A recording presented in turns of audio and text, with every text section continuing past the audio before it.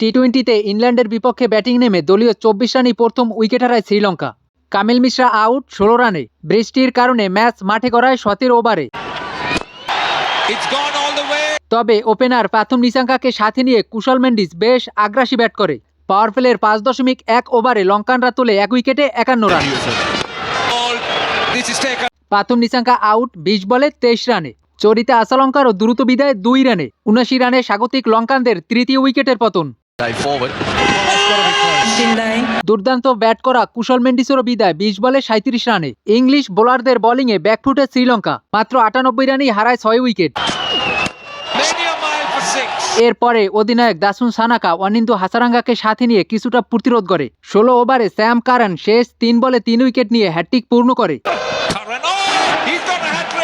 ইংল্যান্ডের bowling নৈপুণ্যে 16 over 2 বলে Sri Lanka all out 133 রানে। স্যাম কারান ও আদিল রশিদ নেয় 3টি করে উইকেট।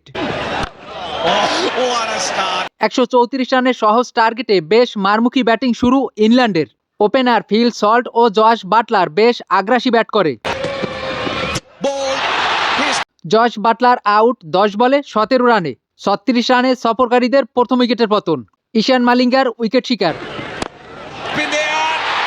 জ্যাকব বেথেলেরও দ্রুত বিদায় 9 রানে। ঈশান মালিঙ্গার দ্বিতীয় উইকেট শিকার। পাওয়ার প্লের 5.1 ওভারে ইংল্যান্ড তোলে 2 উইকেটে 49 রান।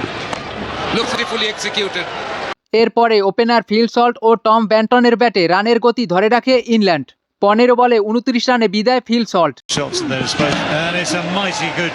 11.4 ওভারে ইংল্যান্ডের স্কোর 3 উইকেটে 17 রানে পৌঁছে। ওপেনার ফিল সল্ট ও অধিনায়ক হ্যারি ব্রোকের আস্থার ব্যাটিংয়ে